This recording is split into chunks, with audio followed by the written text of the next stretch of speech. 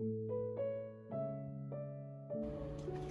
there, my name is Tracy and I am the new Education Volunteer Specialist, and this is Tracy. No, I'm Matthew. Matthew. I apologize. I am working the front desk.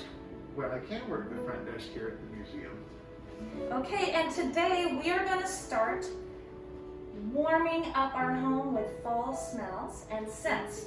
Fall smells, Fall smells work for me. fall scents. So if you're not hanging on to those last days of summer, we have an easy way to fill your home with those yummy smells that you love so much in the fall.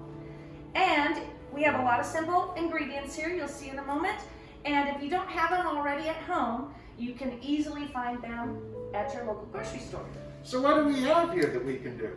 Well, it's very simple. We have a regular orange or those little cuties you can find at the store.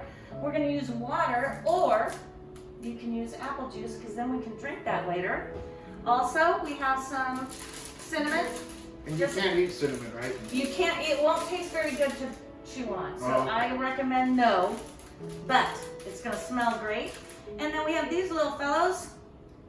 We're going to use some cloves. Oh, that looks like baby cinnamon. It is kind of like baby cinnamon. So Tracy, what would be our first step?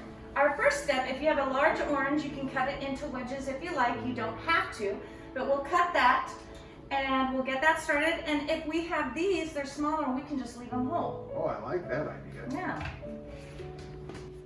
Okay, our next step, now that we have those cut, or the ones that we want to leave whole, we're going to take these little fellas, these cloves, and you can make designs if you have kids that want to make smiley faces, whatever you want, or you can just do patterns and randomly just pop a few of those in there and you just push them in.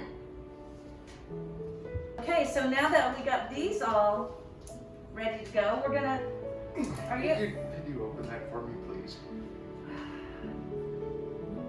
Thank you. man, She loosened it for me.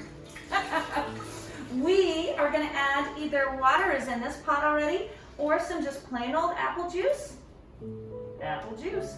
And we're gonna put these on the simmer or low heat on the stovetop.